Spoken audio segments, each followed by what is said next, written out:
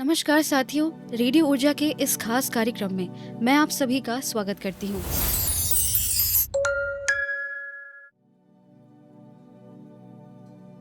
मैं हूँ रेडियो ऊर्जा से आरजे विभूति और आज जैसा कि हम सभी जानते हैं कि हर साल 21 जून को अंतर्राष्ट्रीय योग दिवस मनाया जाता है। योग अच्छे स्वास्थ्य का विज्ञान एवं कला है और आज की हमारी इस खास चर्चा में शामिल हैं एक खास अतिथि जो कि एक योग गुरु हैं और 7 वर्षों से योग के माध्यम से लोगों को स्वस्थ जीवन जीने की प्रेरणा दे रहे हैं। तो चलिए बिना देर किए रुक करते हैं हमारे आज के अतिथि की ओर। नमस्कार सर। नमस्कार मैम। सर सबसे पहले आप क्योंकि हमारे रेडियो ऊर्जा में पहली बार आए हैं तो हम आपसे जानना चाहेंगे कि आपको हमारे रेडियो ऊर्जा में आकर के कैसा लग रहा है। गुरुर्ब्रह्मा गुरुर्विष्णु गुरुर्देवो महेश्वरा गुरुर साक्षात परम ब्रह्म तस्मै श्री गुरुवे नमः। सर्वप्रथम सभी गुरुओं की सूक्ष्म अनुभूति को मेरा नमन, रेडियो ऊर्जा की पूरी टीम को और रेडियो ऊर्जा को नित्य प्रतिदिन सुनने वाले श्रोताओं को भी मेरा नमस्कार। पहली बार मेरा आना रेडियो ऊर्जा में हुआ और सच में मैं यहाँ की ऊर्जा को स्पष्ट रूप से महसूस कर पा रहा हूँ। और योग तो ऐसा विषय है जिसमें ऊर्जा पर ही बात होती है, ऊर्जा पर ही मन लगता है। तो सच में मैं खुद बहुत ऊर्जावान हो गया हूँ यहाँ पर आकर के। सर सबसे पहले हम आपसे चाहेंगे कि आप हमारे सिंगरौली के श्रोताओं को एवं दर्शकों को अपने बारे में बताइए। जी ज़रूर। मेरा नाम रोशन कुमार पाठक है और अभी वर्तमान में मैं दिल्ली पब्लिक स्कूल विंध्यनगर में एक योग एक्सपर्ट के रूप में काम कर रहा हूँ। इससे पहले मैंने योग में शिक्षा दीक्षा दिल्ली में, ऋषिकेश में और हरिद्वार में ली है। योग में मैंने पोस्ट ग्रेजुएशन किया है, डिप्लोमा किया है और Morarji Desai national institute of yoga जो कि एक बहुत ही जाना माना संस्था है जहाँ पे योग की शिक्षा और दीक्षा दी जाती है, वहाँ से मैंने शिक्षा ली। इसके अलावा भारत के तमाम जाने माने संस्थानों में और मंत्रालयों में भी मैंने योग विशेषज्ञ के रूप में अपनी सेवाएँ दी हैं, जैसे जवाहरलाल नेहरू भवन विदेश मंत्रालय, वित्त मंत्रालय, एयरपोर्ट अथॉरिटी ऑफ इंडिया और Delhi police public school new Delhi जैसे संस्थानों में मैं सेवाएं दे चुका हूं। सर अब जैसा कि हम योग के बारे में बात कर रहे हैं तो मेरा सबसे पहला सवाल आपसे यही रहेगा कि योग क्या है और ये जीवन में क्यों महत्वपूर्ण है। वैसे तो योग क्या है पे अगर मैं बात करना चाहूँ तो योग की तमाम परिभाषाएं, अर्थ और सामान्य परिभाषाएं हमें देखने को मिलती है, लेकिन आज की पीढ़ी को अगर मुझे समझाना हो कि योग क्या है तो उसमें गीता को हम देखते हैं और गीता में एक बड़ी सुंदर सहज परिभाषा योग की हमें मिलती है, जिसमें कहा गया है कि योगस्थः कुरु कर्माणि संगम त्यक्त्वा धनंजय सिद्ध सिद्ध्यो समो भूत्वा समत्वम योग उच्यते। अर्थात श्री कृष्ण गीता में अर्जुन से कहते हैं कि जीवन में चाहे जय मिले चाहे पराजय मिले, दुख मिले या सुख मिले, अगर आप उस समय सामंजस्य स्थापित कर पाएं, बैलेंस स्टैब्लिश कर पाएं, तो आप योग कर रहे हैं। और आज के पीढ़ी के जो लोग हैं उनको जीवन में संतुलन स्थापित करने की बहुत आवश्यकता है और इसी संतुलन को योग कहते हैं। सर तो योग हम आपसे ये भी जानना चाहेंगे कि योग हमारे मानसिक एवं शारीरिक को किस तरह मदद करता है। देखिए, योग जो विज्ञान है वो पूर्णतः मन पर कार्य करता है। योग में एक बहुत ही जाने माने ऋषि हुए जिनको पूरी सृष्टि, पूरी दुनिया में उनके बारे में पढ़ा जाता है। और अगर आप योग से कुछ प्राप्त करना चाहते हैं तो आपको उनके बारे में ज़रूर सुनना चाहिए, जिनका नाम है महर्षि पतंजलि। तो उन्होंने योग के बारे में कहा है कि योगः चित्त वृत्ति निरोधा, मतलब चित्त का मतलब है मन, जो बड़ा कठिन आज के समय में मन ही है जिस पे संतुलन हम स्थापित नहीं कर पा रहे। तो योगः चित्त वृत्ति निरोधा, चित्त का मतलब मन, वृत्ति का मतलब उसमें आने वाले विचार और निरोध मतलब उसको रोकने का प्रयास करना। तो योग एक विज्ञान है जो आपके मन को नियंत्रित करता है और जब मन नियंत्रित होता है तो शरीर स्वतः नियंत्रित हो जाता है, जिसकी कई विधियां योग में बताई जा चुकी हैं। जी। योग मानसिक तनाव और चिंता को कम करने में कैसे मदद करता है। मानसिक तनाव और चिंता ये सच में आज के पीढ़ी की भी एक चिंता है, हम सभी की ये चिंता है। तो इसको दूर करने के लिए योग के कई अभ्यास हैं जिसका हम सहारा लेते हैं। जैसे कि कई प्राणायाम ऐसे हैं जिसको अगर हम नित्य प्रतिदिन करना लग जाएं तो अपने श्वास पर नियंत्रण स्थापित हो सकता है। और जब श्वास पर नियंत्रण स्थापित होता है तो कहीं ना कहीं हमारे मन पर नियंत्रण स्थापित होता है। हमारे शास्त्रों में भी ऐसा कहा गया है कि चले वाते चलम चित्तम निश्चले निश्चलम भवेत्, अर्थात जिसने अपने श्वास पर काबू कर लिया वो अपने मन पर काबू कर लेता है, और जिसने मन पर काबू कर लिया वो सारे जगत को काबू कर सकता। और आज की भागदौड़ भरी जिंदगी में लोग अक्सर अपना ध्यान नहीं रखते हैं, जी योग करना भूल जाते हैं। तो मेरा सवाल आपसे ये है कि आजकल की जो भागदौड़ भरी जिंदगी है इसमें योग की क्या भूमिका होती है? देखिए, अक्सर लोगों को ऐसा लगता है कि हमारी दिनचर्या इतनी व्यस्त है, या हमने एक भावना बना ली है कि हमारी दिनचर्या इतनी है कि हमारे पास अन्य कार्यों के लिए समय नहीं है। लेकिन मैं कहना चाहूँगा कि जीवन में आपका जो भी लक्ष्य हो, आर्थिक, परमार्थिक, भौतिक या कोई अन्य प्रकार का जो भी आपके जीवन का लक्ष्य है, उसको पाने के लिए एक ही शस्त्र है आपके पास, वो है ये शरीर। और अगर ये शरीर ही स्वस्थ नहीं रहेगा तो शायद आप अपने लक्ष्य की प्राप्ति नहीं कर पाएंगे। तो योग के लिए समय बहुत ज़्यादा निकालने की आवश्यकता नहीं है। अगर प्रतिदिन नियमितता एक बहुत महत्वपूर्ण अंग है योग में। आप चाहे 5 मिनट का ही समय निकालें, लेकिन अगर नियमित रूप से आप योग का अभ्यास करें तो आप महसूस कर पाएंगे कि योग से आपका जीवन बदल रहा है। क्या योग सभी आयु वर्ग के लोगों के लिए लाभकारी है? जी बिल्कुल। अगर शास्त्रों की माने, आजकल सोशल मीडिया पे तमाम तरह के विचार प्रकट होते रहते हैं, इसीलिए कुछ असंतुलन भी इस विचार में बनता है। लेकिन मैं कहना चाहूँगा कि हमारे शास्त्रों में कहा गया है कि योग सभी आयु वर्ग के लिए है। फिर चाहे वो बाल्यावस्था हो, चाहे वो वृद्धावस्था हो या वो यौवन हो, तीनों ही वर्गों के लिए योग है। लेकिन वृद्धावस्था और बाल्यावस्था के लिए कुछ नियम हैं जिनको हमें पालन करना चाहिए। उसको पालन करने के लिए और समझने के लिए योग विशेषज्ञ का मार्गदर्शन प्राप्त होना बहुत ज़रूरी है। लेकिन योग सभी वर्गों के लिए है। योग जिनको शुरू करना है, हमें योग करने से पहले किन बातों का हमें ध्यान रखना चाहिए? जी देखिए, मैं कहना चाहूँगा कि अगर आपने योग के बारे में केवल सुना है और आप पहली बार योग में उतर रहे हैं, जी। योग के सागर में उतर रहे हैं और उस बूंद को स्पर्श करना चाहते हैं, तो मार्गदर्शन सही होना बहुत ज़रूरी है। मैं आपसे कहना चाहूँगा कि सोशल मीडिया के माध्यम से पहली बार अगर आप योग सीखना चाहते हैं तो सोशल मीडिया का सहारा ना लें।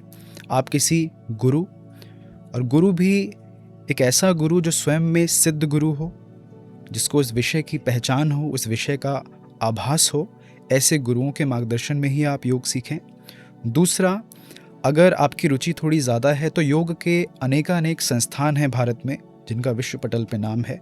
आप उन संस्थान में जाकर के भी योग सीख सकते हैं, जैसे मोरारजी देसाई, दिल्ली विश्वविद्यालय, और इसके अलावा भी तमाम देव संस्कृति, पतंजलि यूनिवर्सिटी जैसी संस्थानों से जाकर के भी योग सीख सकते हैं। लेकिन कोशिश करें कि शुरुआती समय में सोशल मीडिया से हम बचें। सर, काफ़ी आजकल ऐसा देखा गया है कि बच्चों में स्ट्रेस बहुत ज़्यादा है। बच्चे आजकल प्रेशर बहुत ज़्यादा लेते हैं पढ़ाई का, या उनको अपने सपने पूरे करने होते हैं तो उसके लिए काफ़ी प्रेशर रहता है उनके ऊपर।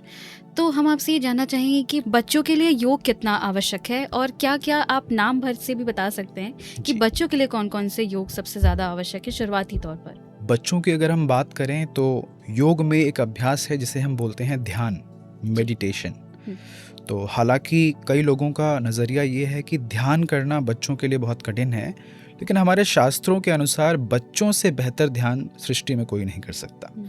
बस उसकी विधि, सही विधि का होना बहुत ज़रूरी है। तो सबसे पहली चीज़, बच्चों को अगर हमें उनको एकाग्रता सिखानी है, बच्चों को अगर अपने लक्ष्य से डगमगाना नहीं है, तो उनको ध्यान का सहारा लेना चाहिए। ध्यान में भी अनेक प्रकार के ध्यान हमारे शास्त्रों में वर्णित हैं, जैसे भावातीत ध्यान।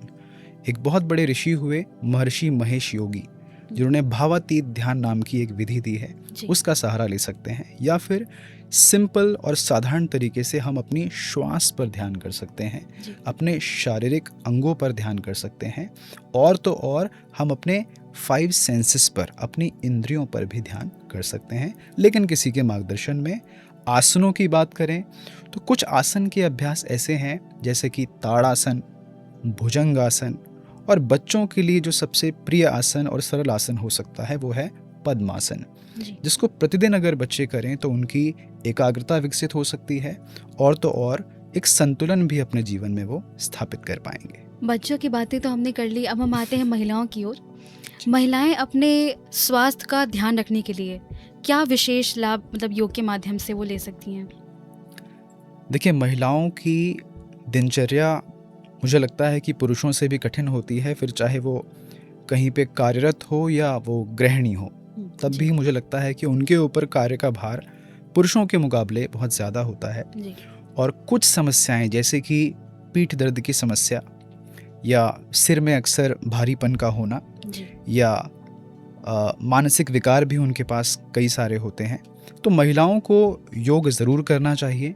और महिलाओं के लिए ध्यान और ध्यान के अलावा प्राणायाम का अभ्यास महिलाओं के लिए बहुत ज़रूरी है। अगर मैं प्राणायाम की बात करूं तो बहुत ही सहज और साधारण प्राणायाम है, जिसको हम बोलते हैं अनुलोम विलोम प्राणायाम, ऑल्टरनेटिव नॉस्ट्रल ब्रीदिंग। ये इकलौता एकमात्र ऐसा प्राणायाम है जिसे करने से हम अपने सिंपैथेटिक और पैरासिम्पैथेटिक नर्वस सिस्टम को बैलेंस कर सकते हैं। और जब ये दोनों नर्वस सिस्टम हमारे बैलेंस होते हैं तो भीतर एक अनुशासन बन पाता है और महिलाओं को वो उसी ऊर्जा से प्रतिदिन काम करने के लिए तैयार करता है। इसके अलावा आसनों का सहारा भी हमें लेना चाहिए। जी।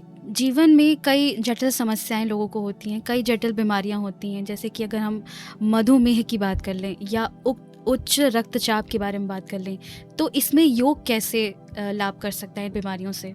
देखिए, मधुमेह जो एक ऐसी समस्या है जो एक प्रकार की लाइफस्टाइल डिसऑर्डर है। जी। आज से 20 वर्ष या 30 वर्ष पहले मधुमेह कोई बड़ी समस्या नहीं थी, लेकिन आज हर घर में एक तीसरे व्यक्ति को मधुमेह और उच्च रक्तचाप, जिसकी आपने बात की, उसकी समस्या देखने को मिलती है। तो योग के अनेकानेक संस्थानों में कई सारे शोध कार्य भी हुए और शोध के माध्यम से कुछ आसनों के बारे में पता चला कि जिसको करने से हमारे पेनक्रियाज स्टिमुलेट होते हैं। जी। जैसे कि एक बहुत ही अमूल्य आसन है जिसका मैं नाम लूँगा, मंडूक आसन।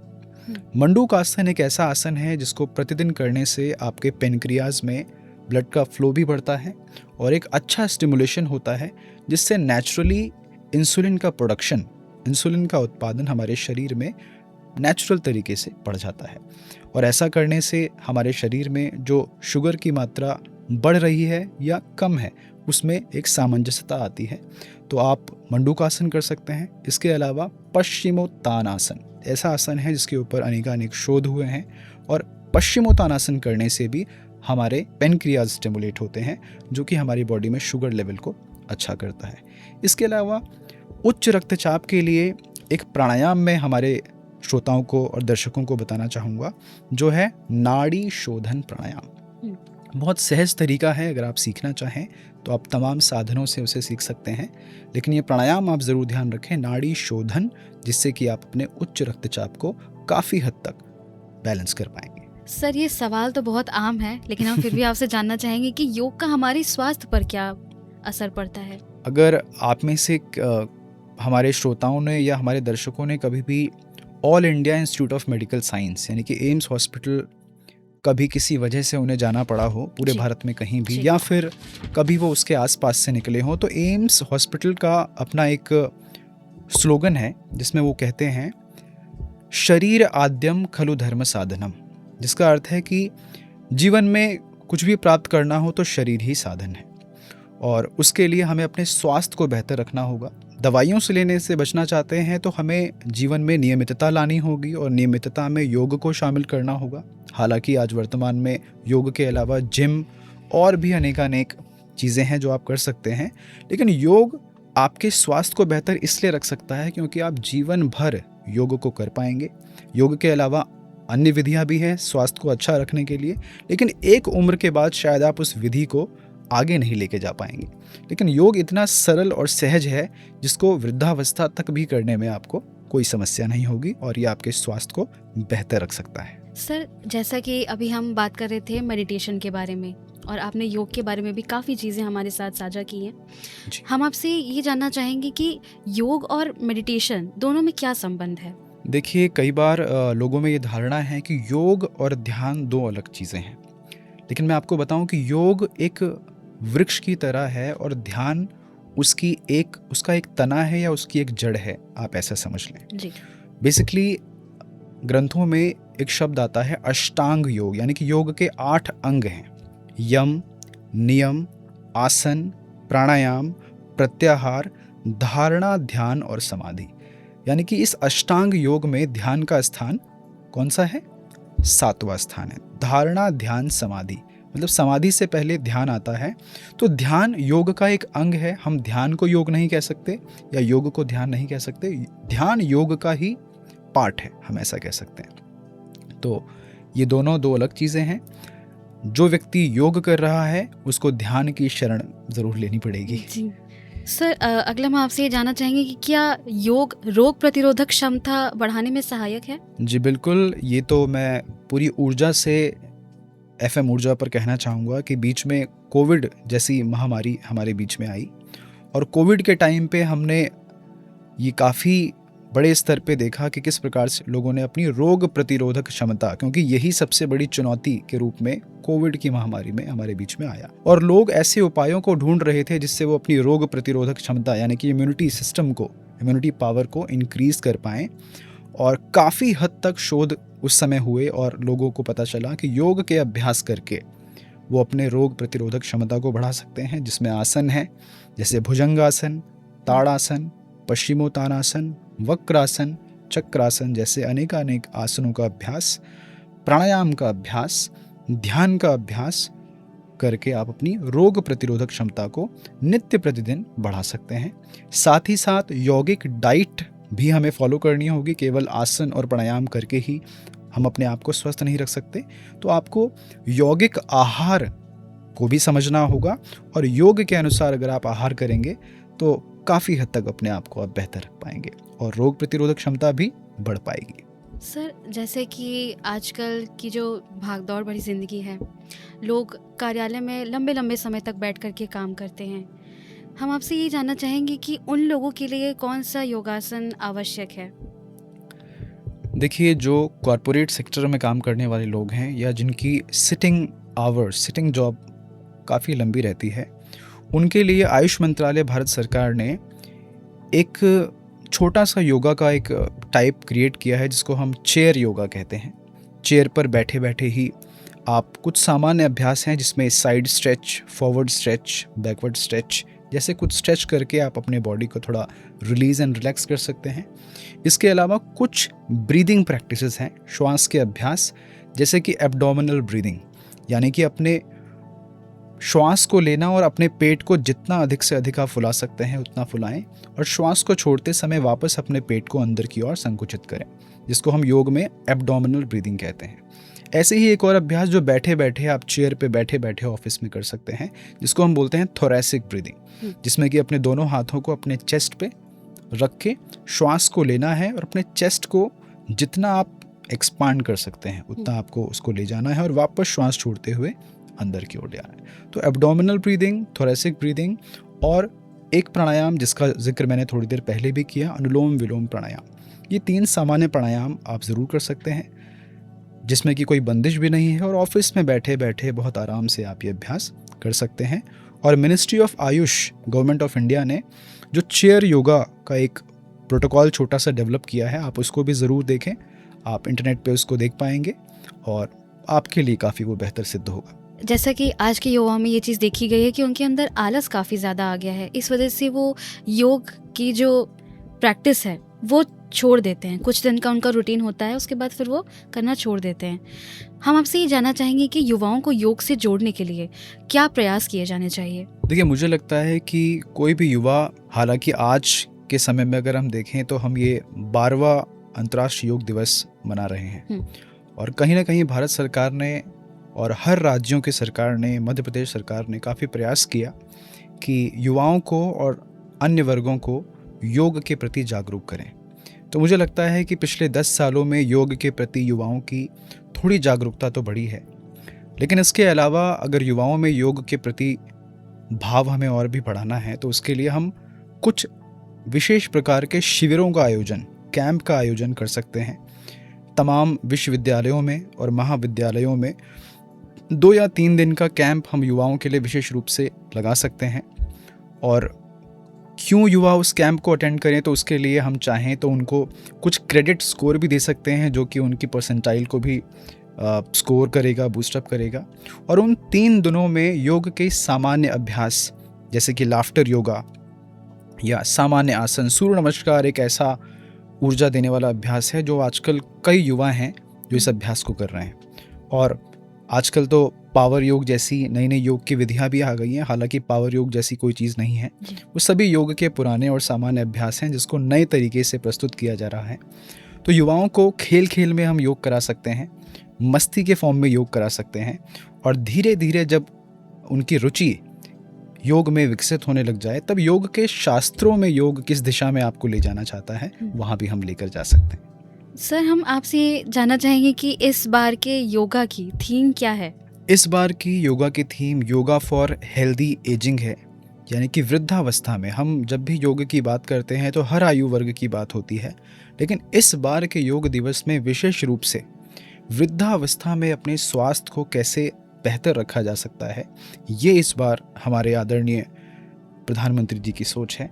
इसलिए इस बार का विषय योगा फॉर हेल्दी एजिंग है कि वृद्धावस्था में कैसे हम योग के किन अभ्यासों को अपनाएं जिससे एक वृद्ध व्यक्ति अपने जीवन को और भी मूल्यवान बना सके, और भी सार्थक बना सके, और जो भी लक्ष्य उसे लगता है कि अभी भी बाकी है उस लक्ष्य तक पहुंचने में योग एक माध्यम बने। जी सर, आप हमारे सिंगरौली के श्रोताओं को एवं दर्शकों को क्या कहना चाहेंगे, क्या उनको संदेश देना चाहेंगे योग के लिए?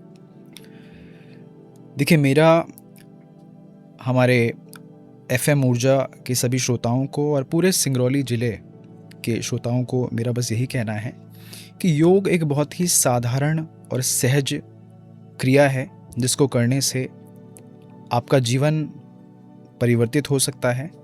क्योंकि करोड़ों लोग ऐसे हैं भारत में, मैं और किसी का नहीं, भारत के प्रधानमंत्री हमारे मोदी जी का ही नाम लेना चाहूँगा, कि उनके जीवन में पिछले 10 साल में अगर आप देखें तो जो कुछ बदलाव या परिवर्तन देखने को मिला उसमें कहीं ना कहीं योग का ही योगदान है। और वो खुद योग का श्रेय अपने हर कार्य को प्रतिदिन देते रहते हैं, और खुद भी वो एक योगी हैं, योग का अभ्यास करते हैं।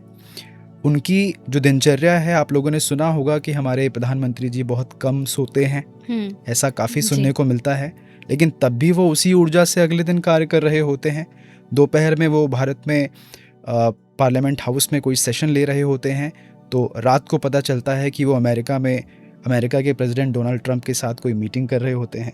तो कुछ तो योग में ऐसा है जिसका रसपान हमारे आदरणीय प्रधानमंत्री जी ने भी किया है। और अगर आज का युवा और आज के नागरिक योग का पान कुछ हद तक करने लग जाएं, प्रतिदिन 5 मिनट बस योग को देने लग जाएं, तो मुझे लगता है कि आपके लिए वो एक रामबाण का कार्य कर सकता है। तो आप सभी योग को अपनाएं, ज़्यादा नहीं सही, प्रतिदिन 5 मिनट अपने लिए और अपने शरीर के लिए निकालें। धन्यवाद। बहुत बहुत धन्यवाद सर कि आप हमारे रेडियो ऊर्जा में आए और आपने इतना बहुमूल्य समय हमारे साथ साझा किया। इसके लिए आपको बहुत बहुत शुक्रिया। बहुत बहुत धन्यवाद। तो श्रोताओं, आशा करते हैं कि आप सभी ने योग से जुड़ी महत्वपूर्ण बातें सुनी होंगी, और आप सभी लोगों से मेरी एक विनती है कि आप लोग ज़रूर योगा करेंगे ताकि आप अपने मानसिक एवं शारीरिक का संतुलन बनाए रखेंगे। इसी के साथ मैं आरजे विभूति लेती हूँ आपसे इजाज़त। नमस्कार।